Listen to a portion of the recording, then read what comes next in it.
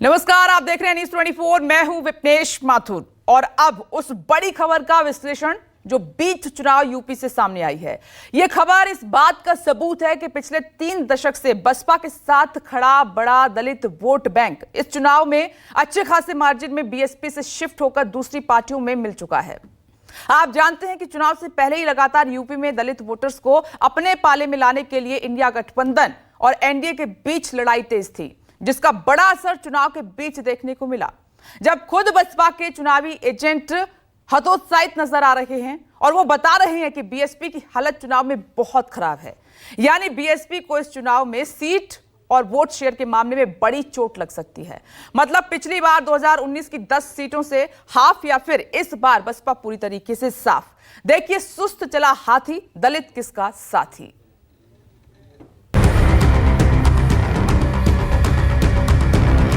बहुजन समाज के लोग और तमाम वो लोग जो संविधान में आस्था रखते हैं, संविधान के प्रति पूरे समर्पित हैं, वो संविधान बचाने के लिए एकजुट होकर के इस भारतीय जनता पार्टी के खिलाफ मतदान करने जा रहे हैं।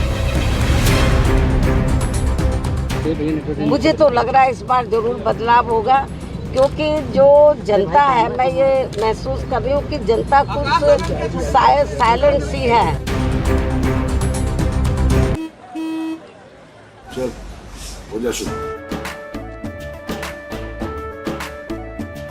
केसरिया से मन जोगी हुआ रे, दिल झूमे देखो पतवारा हुआ रे, दिल झूमे देखो पतवारा हुआ रे।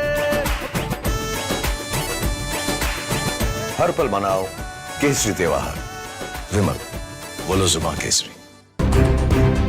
सपा का गठबंधन क्या कहता है?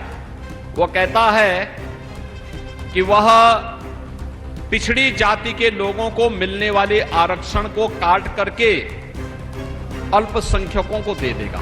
10 साल में करीब करीब 400 सांसदों का समर्थन हमारे साथ रहा है। मोदी ने इसका उपयोग गरीब, दलित, पिछड़े, वंचित, उन्हें सशक्त करने के लिए किया है। बहुजन समाज के बहुत सारे अपने समर्थक हैं, हम उन्हें भी सावधान करने आए हैं, क्योंकि ये भारतीय जनता पार्टी अगर चुनाव जीत गई तो ये संविधान बदलने का काम करेगी। दलित, पिछड़ा, बहुजन समाज, यही वोट जिताएगा दिल्ली का ताज। भारतीय जनता पार्टी से सीधा मुकाबला समाजवादी लोग कर रहे हैं।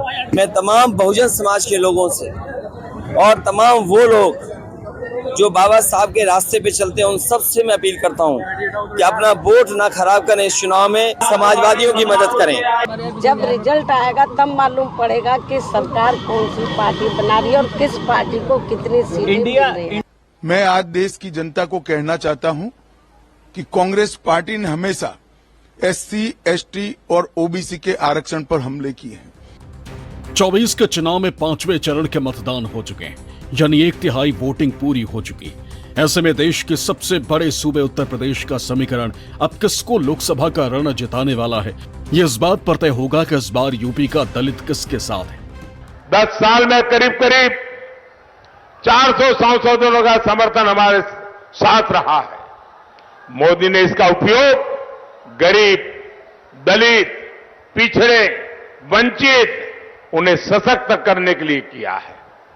एनडीए ने पहले दलित बेटे को और फिर हमारे देश की आदिवासी बेटी को संविधान का सर्वोच्च पद, राष्ट्रपति पद पर बिठाया।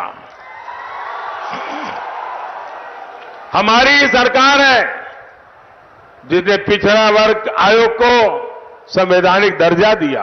एक दल है जिसका एक विधायक गलती से जीत गया, वो भी अंदर ही अंदर हाथ मिला लिए बीजेपी से। जो कुछ हमें और आपको सम्मान मिलता है वो भी छीन लेंगे लोग, जो हमारा वोट डालने का अधिकार है वो भी छीन लेंगे। याद रखना, ये बाबा साहब भीमराव अम्बेडकर जी का दिया हुआ संविधान हमारे आपके लिए संजीवनी है। इसलिए चुनाव में जहां हम अपने भविष्य के लिए और आने वाली पीढ़ी के भविष्य के लिए वोट डालने जा रहे हैं, वहीं बाबा साहब का दिया हुआ संविधान को भी बचाने का काम करना। कि लोगों में काफी जोश है और अकेले यूपी में नहीं, यूपी के अलावा भी जो दूसरे राज्य वहाँ पर भी बीएसपी के लोगों में बहुत जोश है और इस बार अच्छा रिजल्ट आएगा। मुझे तो लग रहा है इस बार जरूर बदलाव होगा, क्योंकि जो जनता है, मैं ये महसूस कर रही हूँ कि जनता कुछ साइलेंट सी है। जब जब देश में चुनावों की सरगर्मी शुरू होती, तब तब उत्तर प्रदेश की सियासत में जातियों का गुणागणित शुरू हो जाता है। यूपी के रास्ते दिल्ली की सियासत को नापने की कोशिश करने वाली हर पार्टी चुनावी मौसम में ओबीसी और दलित वोट बैंक को अपने पाले में करने के लिए हर मुमकिन कोशिश में जुट जाती। और इस बार भी 2024 लोकसभा चुनावों की सुगबुगाहट के साथ ही उत्तर प्रदेश में दलित वोट बैंक को साधने की बड़ी कवायद शुरू हो गई। और इसी कड़ी में सबसे आगे और पहला नंबर है समाजवादी पार्टी के मुखिया अखिलेश यादव का, जो बार बार लगातार एक ही बात दोहरा रहे हैं कि बहुजन समाज सुन ले उनकी आवाज। मैं अपने बहुजन समाज के लोगों से कहूंगा, बहुजन समाज पार्टी को वोट देने का मतलब है अपना वोट खराब करना। वो बीजेपी का साथ दे रहे हैं, चाहे सामने से चाहे पीछे से। इसलिए मैं आपके सामने अपील करता हूं कि बहुजन समाज पार्टी को वोट देने का मतलब है अपना वोट खराब करना। संविधान के पीछे भी पड़े हैं, इसलिए बहुजन समाज के लोग और तमाम वो लोग जो संविधान में आस्था रखते हैं, संविधान के प्रति पूरे समर्पित हैं, वो संविधान बचाने के लिए एकजुट होकर के इस भारतीय जनता पार्टी के खिलाफ मतदान करने जा रहे हैं। हम बहुजन समाज के बहुत सारे अपने समर्थक हैं, हम उन्हें भी सावधान करने आए हैं, क्योंकि ये भारतीय जनता पार्टी अगर चुनाव जीत गई तो ये संविधान बदलने का काम करेगी। ये वोट बैंक कितना अहम है, इस बात का अंदाजा इस बात से लगाया जा सकता है कि 1995 में इसी के बलबूते ही मायावती ने हाथी पर सवार होकर लखनऊ की सत्ता का सफर तय किया और उसके बाद 2002 और 2007 में भी उनके दलित वोट बैंक ने उनको जीत दिलाई। इसलिए एक बार फिर जब बात उत्तर प्रदेश की लोकसभा की 80 सीटों की है, तो ये जानना बहुत जरूरी हो जाता है कि आखिर ये खास और सबसे अहम दलित वोट बैंक गया किसके खाते में। क्योंकि जब न्यूज 24 ग्राउंड जीरो पर पहुंचा तो पता चला कि बीएसपी के एजेंट भी इस बार हार मान चुके हैं। वो तो यहां तक कह रहे हैं कि बहुजन समाज पार्टी की जमानत ही जब्त हो जाएगी। यहाँ तो बहुत हालत खराब है, बहुत हालत खराब है। हमको तो लगता है जमानत ही जब्त हो जाएगी।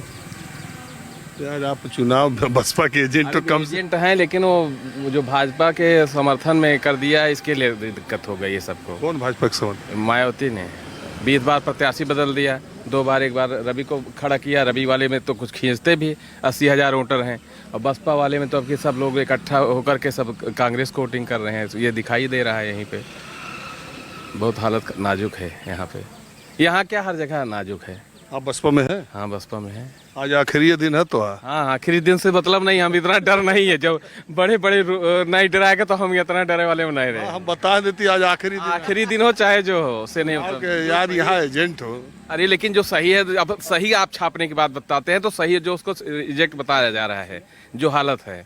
हमारे कहने से कोई प्रधानी वाले चुनाव है नहीं भैया, हाथ गोड़ जोड़ के ले लीजिए जो सही है। तो कुछ जोर पड़ा रहा कि नहीं, कोई आपके कोई प्रधान भी ज्यादा लूज है, कोई इस तरह की दिक्कत नहीं है। वो भी पर्सनल वोटिंग में, इसमें वोटिंग में फर्क हो जाता है। लोकसभा चुनाव और यूपी की सियासी हवा को लेकर राजनीति के जानकारों के मन भी कई तरह के संशय। यूपी में राम मंदिर निर्माण और योगी सरकार के फैसलों का कितना असर होगा, ये तो नतीजे तय करेंगे। लेकिन जानकार मानते हैं कि यूपी की 80 सीटों पर अखिलेश यादव का पीडीए फॉर्मूला मायावती और बीजेपी के वोट बैंक में सेंधमारी कर सकता है, और अगर ऐसा हुआ तो इसका असर चुनावी नतीजों पर साफ दिखाई देगा। इस चुनाव की नई बात है वो है समाजवादी पार्टी का पीडीए। इसमें यदि पीडीए का मुद्दा जोर शोर से आगे बढ़ गया तो फायदा इंडिया गठबंधन को। ये मुद्दे 2022 में नहीं थे विधानसभा में, ये मुद्दे 2019 में भी नहीं थे। ये नए मुद्दे हैं इस चुनाव के, और ये पूरा चुनाव इसी के इर्द गिर्द जा रहा है। उत्तर प्रदेश की सियासत में दलित वोट बैंक की भूमिका बीते 10 सालों में इतना बदल गई कि तमाम सियासी दलों को इसके लिए अपनी अपनी रणनीति में बदलाव करना पड़ रहा है। किसी जमाने में एक मुश्त और एक तरफ पड़ने वाला ये वोट बैंक समय के साथ कैसे बिखर गया, इसके पीछे भी बीजेपी की रणनीति काम कर रही है। उत्तर प्रदेश की सियासत में 40% से ज्यादा की ताकत रखता है पिछड़ा वर्ग, और इस 40% वोट बैंक में करीब 21% की गिनती दलित वोटर्स की है। 2007 तक दलित वोटर मायावती के साथ मजबूती के साथ खड़ा था। यूपी की सियासत में 2012 से दलित वोट बैंक में टूट की कहानी शुरू हुई और 2014 में बीजेपी ने सूबे के बहुत बड़े दलित वोट बैंक पर कब्जा जमा लिया। ताजा आंकड़ों के मुताबिक 66 उपजातियों वाले दलित वोट का बड़ा हिस्सा बीजेपी के साथ है। यूपी में दलित वोटर्स को अपने पाले में लाने के लिए अब बसपा, इंडिया और एनडीए के बीच लड़ाई तेज हो चुकी है। ऐसे में सवाल उठ रहा है कि क्या है इस लड़ाई की वजह? क्या 3 दशक से बसपा के साथ खड़ा दलित वोट बैंक अब छिटक रहा है और इस पर कब्जेदारी की लड़ाई शुरू हो चुकी है?